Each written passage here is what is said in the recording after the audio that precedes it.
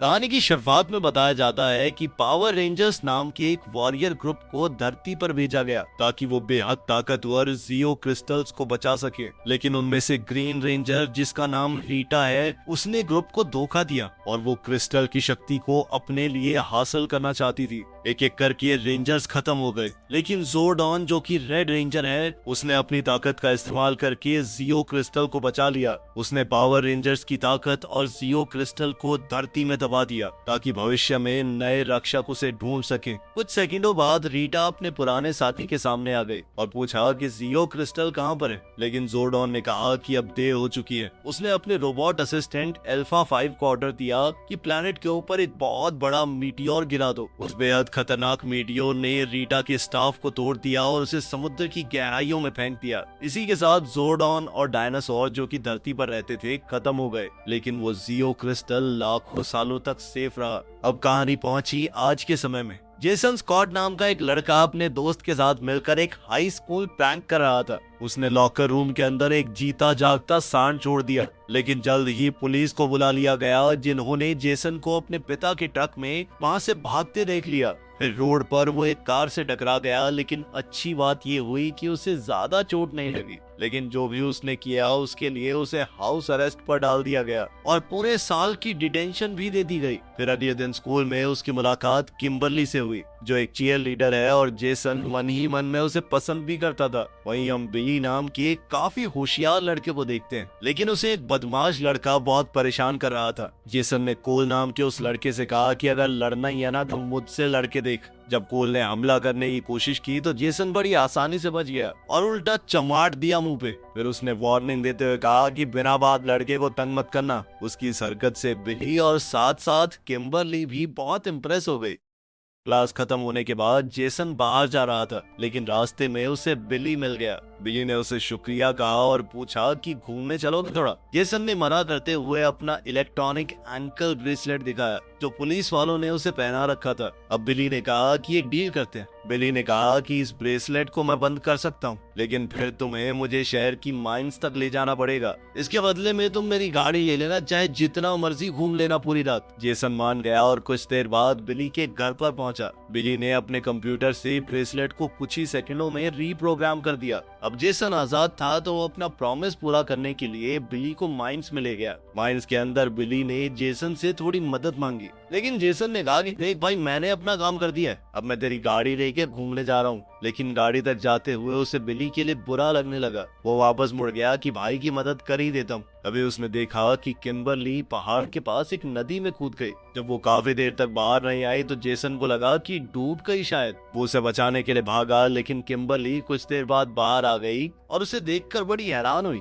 कि तुम यहाँ क्या कर रहे हो। वहीं खदान के अंदर बिली ने एक छोटा सा एक्सप्लोजिव लगा दिया था। जैसे ही उसने धमाका किया तो माइन की दीवारें तेजी से गिरने लगी। आवाज सुनकर जेसन और किम्बरली उस तरफ भागे और बिली को देखा, जो कि बच गया था। थोड़ी देर बाद ट्रेनी और जैक, जो पास से गुजर रहे थे, देखने आए कि आखिर ये आवाज कैसी थी। सब लोग एक बड़े से पत्थर के पास आए जिसमें 5 कॉइन्स लगे थे। जैक ने बिली से हथौड़ा लिया और कॉइन्स निकाल लिए। हर एक कॉइन से एक अलग रंग की रोशनी निकल रही थी। तभी अचानक उन्हें पुलिस की गाड़ी की आवाज सुनाई दी, तो जेसन ने सबको कार में भागने को कहा। बिली ने गाड़ी बेहद तेजी से भगाई। फील्ड की तरफ जाते वक्त उन्हें एक ट्रेन दिखाई दी। जेसन ने कहा कि अगर हमने वक्त रहते ट्रेन की पटरी को पार कर लिया तो पुलिस से बच जाएंगे, लेकिन उनकी गाड़ी उतनी तेज नहीं थी और ट्रेन ने सीधा टक्कर मार दी। उसी वक्त समुद्र में कुछ मछुआरे मछली पकड़ रहे थे। उनके जाल में कुछ अजीब सा फंसा। जब उन्होंने जाल को ऊपर खींचा तो एक इंसान जैसा शरीर मिला, जो सालों से मरा हुआ लग रहा था। सेलर्स को समझ नहीं आया कि ये है क्या, लेकिन फिर भी उन्होंने बॉडी को पुलिस वालों को देने के लिए रख लिया। अगले दिन जब वो शहर के पोर्ट पर पहुंचे और बॉडी को चेक करने गए, तब पता चला कि ये शरीर तो जिंदा था। ये सालों पुरानी वही विलन रीटा निकली और उसने पूरी क्रू को मार दिया। इधर जेसन, बिली और किम्बरली अपने अपने कमरों में उठे। उन्हें समझ नहीं आ रहा था कि आखिर वो ट्रेन एक्सीडेंट से बचे कैसे। उन्हें कोई चोट भी नहीं लगी थी, और उनके पास वो खास तरह के कॉइन्स अभी भी मौजूद थे। मतलब सपना तो बिल्कुल नहीं था वो। जब बिली स्कूल गया तो वहाँ कोल्ट फिर से उसे परेशान करने आया। उसने बिली का हाथ मोड़ने की कोशिश की लेकिन हाथ को हिला तक नहीं पाया। फिर वो अपने सर से उसे मारने लगा लेकिन खुद ही बेहोश हो गया। इस सब के बाद बिली भी स्कूल में थोड़ा पॉपुलर हो गया, लेकिन किम्बरली और जेसन ने उसे साइड में बुला के बात की। तीनों ने अपने अपने रेड, ब्लू और पिंक कॉइन्स दिखाए और जेसन ने कहा कि इन कॉइन्स के अंदर जादुई शक्तियां हैं। सच जानने के लिए तीनों फिर से खदान के पास गए जहां उन्हें जैक और ट्रिनी मिले। उनके पास ब्लैक और येलो कॉइन्स थे। उन दोनों को भी सुपर पावर्स मिली थी। अपनी नई ताकत दिखाते हुए वो बड़ी आसानी से पहाड़ पर चढ़ पा रहे थे। बाकी तीनों ने भी वही किया और जब वो टॉप पर पहुंच गए तो जैक ने एक टेस्ट किया और एक पहाड़ से दूसरे पर छलांग लगा दी। बीच में एक गहरी खाई थी। जैक को ऐसा करते देखकर जेसन, किम्बरली और ट्रिनी ने भी वही किया, लेकिन जब बिली की बारी आई तो उससे जंप थोड़ी मिस हो गई और वो पहाड़ के किनारे पर आकर लटक गया। सब लोग टेंशन में आ गए लेकिन जल्द ही उन्होंने बिली की आवाज सुनी और उसने कहा कि छलांग लगाओ, ये जगह सेफ है। जब सबने छलांग लगाई तो वो गुफा के अंदर एक नदी में गिर गई। वहाँ बिली ने सबसे गहरे हिस्से से एक रास्ते को जाते देखा। उस रास्ते को पार करके पांचों गुफा की दूसरे हिस्से में पहुंच गए जहाँ उन्हें एक स्पेसशिप मिला जो हजारों सालों से छुपा हुआ था। शिप का स्ट्रक्चर पूरी तरह से बंद था, लेकिन जेसन ने देखा कि उसका कॉइन इस जहाज के पास आते ही चमकने लगा। जब वो कॉइन को शिप के पास ले गया तो एक गेट खुल गया। पांचों ने फैसला किया कि देखें तो अंदर है क्या, लेकिन अचानक से ट्रिनी को एक रोबोटिक हाथ ने पकड़ लिया। जैक ने उसे बचाने की कोशिश की लेकिन एक छोटे एंड्रॉयड ने उसको आसानी से हरा दिया। उसने अपना नाम अल्फा 5 बताया। वो 5 कॉइन्स को दोबारा साथ देखकर बहुत खुश हुआ और कहने लगा कि हमें तो नए वॉरियर्स का बहुत समय से इंतजार था,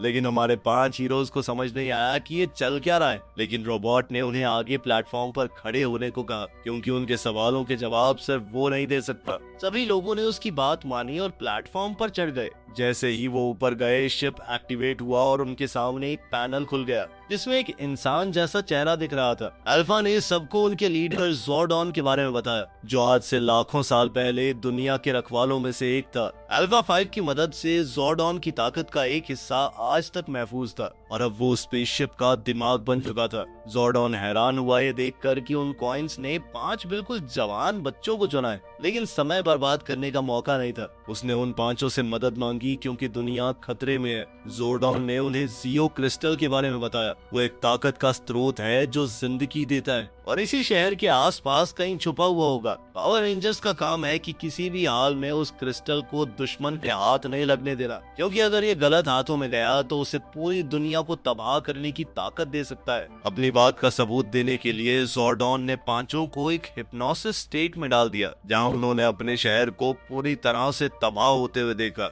ये सब किसी और ने नहीं, रीटा ने ही किया था। विजन के बाद बताया गया कि रीटा वापस आने वाली है और सिर्फ रेंजर्स ही उसे क्रिस्टल लेने से रोक सकते हैं, लेकिन उससे पहले उन्हें अपनी ताकतों को कंट्रोल करना सीखना होगा, एक खास तकनीक से जिसका नाम मोर्पिंग है। सब कुछ समझने के बाद ट्रिनी ने सोचा कि ये सब पागलपन है और वहाँ से चली गई। जैक, बिली और किम्बरली भी उसके साथ चले गए। जेसन भी जाने लगा, लेकिन ज़ोर्डॉन ने कहा कि पावर कॉइन ने तुम्हें किसी वजह से चुना है। उसने ये भी बताया कि तुमसे पहले मैं रेड रेंजर था, लेकिन अब तुम्हें रेंजर्स को लीड करके दुनिया को बचाना होगा, इससे पहले कि देर हो जाए। इन बातों ने जेसन को सोचने पर मजबूर कर दिया। वो बाहर बाकी सबसे मिला जो उसका इंतजार कर रहे थे। किम्बरली ने पूछा कि क्या तुम सच में इस कहानी पर विश्वास कर सकते हो? विश्वास ना होने के बावजूद जेसन ने फैसला किया अगले दिन वापस आने का और कहा कि वो पहाड़ के टॉप पर बाकी सबका इंतजार करेगा। वादे के मुताबिक जेसन लोकेशन पर गया और ये देखकर खुश हुआ कि बाकी सब पहले ही वहां पहुंच चुके थे। अब वो सब फिर से जहाज की तरफ गए। ज़ोर्डॉन ने बताया कि पावर रेंजर्स में बदलने के लिए उन्हें मॉर्फ करना सीखना पड़ेगा। तुम्हारे कॉइन्स के अंदर एक आर्मर है, उसे एक्टिवेट करना होगा, लेकिन रेंजर्स तभी ट्रांसफॉर्म हो सकते हैं जब वो पूरी तरह से अपनी शक्तियों को अपना लें। ये सब कुछ समझाने के बाद ज़ोर्डॉन ने 5 को एक गोल प्लेटफॉर्म पर चढ़ने को कहा जिसका नाम मॉर्फिन ग्रिड है, ताकि उनके शरीर और दिमाग कनेक्ट हो सके। उसकी बात मानते हुए सब लोग एक प्लेटफॉर्म पर चढ़ गए अपनी पावर को एक्टिवेट करने के लिए, लेकिन वो एक दूसरे से जुड़ नहीं पाए और सिस्टम बंद हो गया। इससे पता चला कि वो एक टीम के तौर पर काम करने के लिए तैयार नहीं है। जोर्डॉन ने अल्फा 5 को ऑर्डर दिया उन्हें एरिना ले जाने का, जहाँ उन्हें कड़ी ट्रेनिंग करनी पड़ेगी, वो भी बिना अपने आर्मर के। वहाँ पहुंचकर एक छोटे एंड्रॉयड ने ट्रेनिंग सिमुलेटर एक्टिवेट किया और कुछ हाई टेक होलोग्राम बनाए जो बिल्कुल रीटा के सोल्जर्स जैसे लग रहे थे,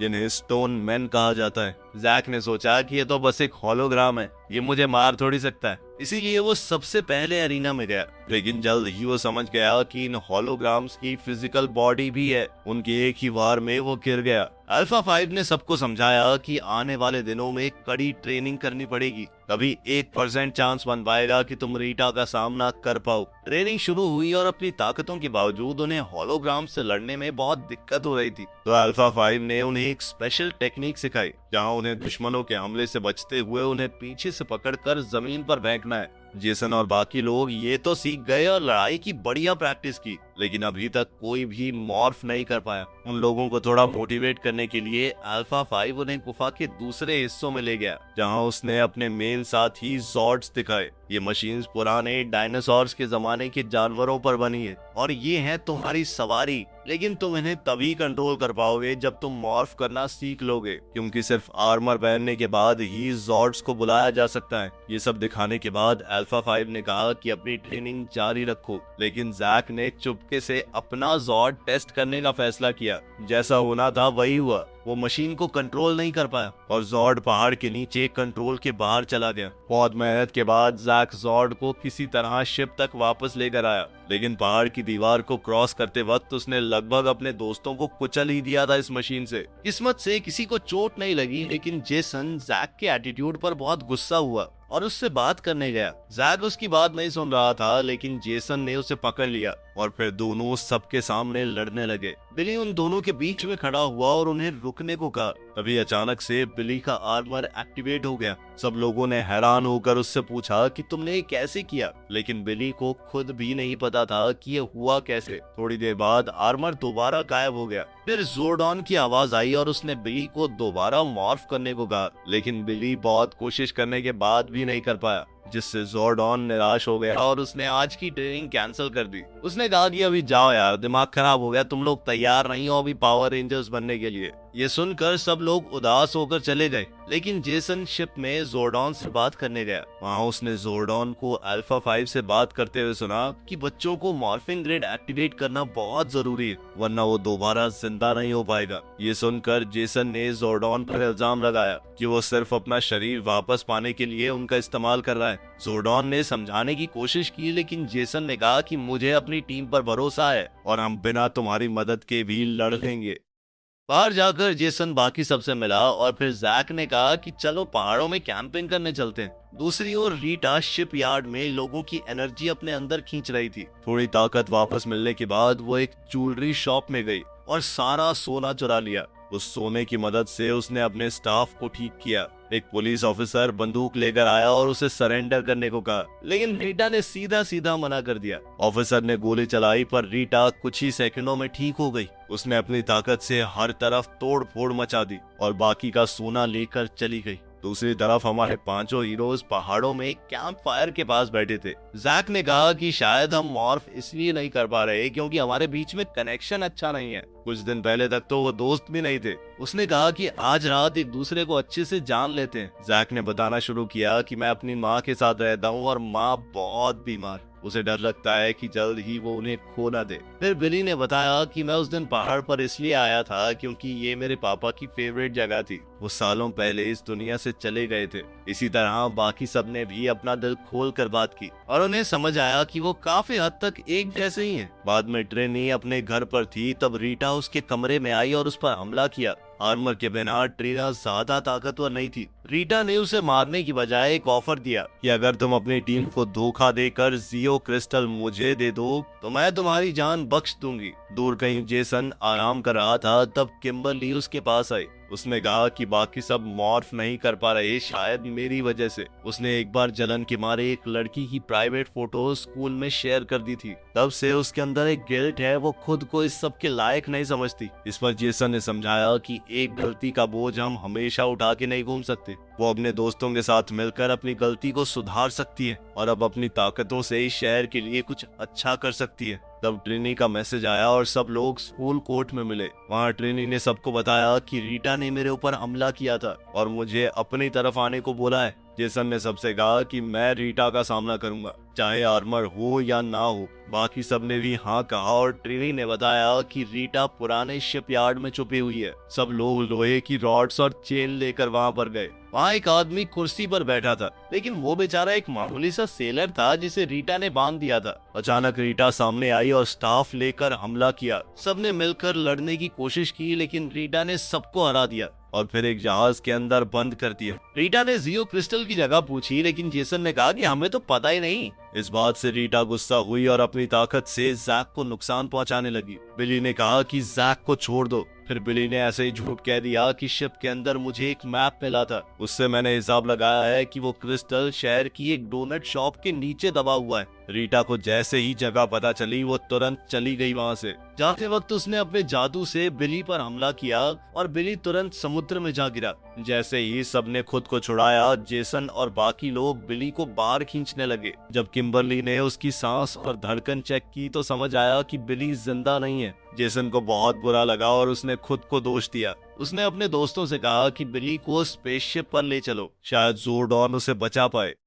शिप पर पहुंचकर उन्होंने जोर्डान को सब कुछ बताया, लेकिन जोर्डान ने कहा कि अब कुछ नहीं हो सकता। ये सुनकर जेसन टूट गया। उसने कहा कि सारी मेरी गलती है, मैंने सबको तैयार किया था रीटा का सामना करने के लिए, जबकि वो अभी तैयार नहीं थे। किम्बरली ने कहा कि सबने मिलकर फैसला लिया था, तुम्हारी गलती नहीं है। अगर मुमकिन होता तो वो अपना बलिदान दे देती बिली को वापस लाने के लिए। बाकी सबने भी वही कहा। तभी अचानक मॉर्फर नेटवर्क में कुछ रिएक्शन हुआ और एक पोर्टल खुल गया। अब जोर्डान का शरीर वापस आ सकता है, लेकिन जोर्डान ने शिप के सिस्टम को रिवर्स किया ताकि वो बिली को जिंदा कर दे उसकी जगह पर। बिली ने आंखें खोली तो सब खुश हो गए। जेसन ने जोर्डान का शुक्रिया अदा किया। अब वो सभी गहरे दोस्त बन चुके थे, तो जेसन ने कहा कि अब वक्त आ चुका है मॉर्फ करने का। सबने अपने दिमाग और शरीर को जोड़ा और आखिरकार वो पावर रेंजर्स बन गए। उन्हें जल्दी करनी होगी क्योंकि रीटा ने सारा चुराया हुआ सोना जमा किया और उससे गोल्डार नाम का एक बड़ा मॉन्स्टर बुलाया। उसने अपने स्टोन मैन भी भेजे जोर्डान के शिप को तोड़ने के लिए। जेसन और डीन पोर्टल से पहाड़ पर पहुंचे। वहाँ रीटा की आर्मी इंतजार कर रही थी। जेसन ने अपने आर्मर से तलवार निकाली और दुश्मनों को मारना शुरू कर दिया, लेकिन दुश्मन बहुत ज्यादा थे तो जैक गुफा के अंदर गया और अपने जॉर्ड को लेकर वापस आया। ब्लैक रेंजर के जॉर्ड ने अपनी ताकत दिखाते हुए उन सभी दुश्मनों को खत्म कर दिया, लेकिन लड़ाई अभी खत्म नहीं हुई। गोल्डार और रीटा शहर की तरफ बढ़ रहे थे। जेसन ने सबसे कहा कि अपने अपने जॉर्ड को बुलाओ। आर्मर के कनेक्शन की वजह से सब तैयार हो गए। शहर में रेंजर्स अलग अलग होकर लोगों को सेफ जगह की तरफ भेजने लगे। लड़ाई के बीच जेसन ने देखा कि उसके पिता रोड पर उसे ढूंढ रहे थे। तभी गोल्डार ने हमला किया और गाड़ी पलट गई। जेसन अपने जॉर्ड से बाहर आया और लड़ते हुए कार तक पहुंचा। उसने अपने पिता सैम को बाहर निकाला और एक सुरक्षित जगह पर ले गया। सैम को लगा कि ये योद्धा तो जाना पहचाना सा लग रहा है, लेकिन जेसन जल्दी से अपने जोर्ड में वापस चला गया। रेंजर्स ने गोल्डार पर हमला किया, लेकिन वो बहुत ताकतवर था। पिंक रेंजर ने रिस्क लिया और अपने जोर्ड से बिली को रीटा की तरफ फेंका। गिरते वक्त ब्लू रेंजर ने अपने जोर्ड का सिस्टम एक्टिवेट किया और एनर्जी वेव छोड़ी। इससे गोल्डार और रीटा जमीन पर गिर गए। रीटा के बेहोश होते ही वो सभी स्टोन मैन जो उसकी ताकत से चल रहे थे टूट गए। सबको लगा कि लड़ाई खत्म हो गई, लेकिन गोल्डार उठ गया और उसने रीटा को ठीक कर दिया। उसने जोर से जमीन पर मुक्का मारा और डोनट शॉप के नीचे जियो क्रिस्टल दिख गया। रीटा क्रिस्टल लेने ही वाली थी, लेकिन रेंजर्स गड्ढे के सामने खड़े हो गए और अपने हथियारों से फायर किया। फिर भी वो मॉन्स्टर उनके जॉर्ड्स को तोड़ने लगा और उन्हें गड्ढे की तरफ धक्का दे दिया। अपनी पूरी ताकत लगाकर जेसन और बाकी सब ने एक और हमला किया। लेकिन सब गड्ढे में गिर गए। अब रीटा और गोल्डार क्रिस्टल को लेने ही वाले थे, लेकिन तभी अचानक एक बहुत बड़ी मशीन सामने आई। रेंजर्स के जॉर्ड्स एक साथ जुड़े और एक बेहद ताकतवर वॉरियर बन गया, जिसका नाम ब्लू रेंजर ने मेगाजॉर्ड रखा। लेकिन रीटा डरी नहीं, उसने अपने शरीर को गोल्डार के साथ जोड़ दिया और फिर वो और ज्यादा ताकतवर हो गई। मेगाजॉर्ड ने कई मुक्के और लाते मारी, गोल्डार फिर भी नहीं रुका। लेकिन तभी रेड रेंजर ने सबको अल्फा 5 की सिखाई हुई वो टेक्निक याद दिलाई। सबने दुश्मन के अटैक से बचाव किया, फिर पीछे से पकड़कर गोल्डार को जमीन पर जोर से पटका। मेगाजॉर्ड ने अपनी 2 तलवार निकाली और गोल्डार को मारा। आखिरकार गोल्डार टूटने लगा। अब रीटा कमजोर पड़ गई थी तो वो माफी मांगने लगी। रेड रेंजर ने कहा कि ग्रीन कॉइन हमें दे दो और सरेंडर करो, हम तुम्हारी जान बख्श देंगे। लेकिन रीटा ने ऐसा करने से मना कर दिया। तब जेसन ने मेगाजॉर्ड से उसे जोरदार थप्पड़ दिया, बिल्कुल वैसा ही जैसा उसने स्पून वाले लड़के को दिया था। इस चांटे से रीटा किसी रॉकेट की तरह स्पेस में उड़ गई। उसका शरीर जम गया और वो इसी तरह स्पेस में भटकती रहेगी। आखिरकार लड़ाई खत्म हुई। पावर रेंजर्स ने अपने शहर और दुनिया को बचा लिया था। लोग हीरोज का शुक्रिया अदा करने लगे, लेकिन उनकी असली पहचान किसी को नहीं पता। कुछ दिन बाद सब अपनी आम जिंदगी जीने लगे। उनकी दुनिया अब महफूज थी। जेसन शिप पर वापस गया और अपनी तलवार वहीं छोड़ दी। उसने वादा किया कि अगर दुनिया पर कोई खतरा आया तो वो वापस आएगा। अब वो फिर से डिटेंशन के लिए स्कूल गया, लेकिन इस बार उसके दोस्त उसके साथ थे। वीडियो पसंद आए तो लाइक कर देना, चैनल को सब्सक्राइब कर लेना। मिलते हैं अगली वीडियो में।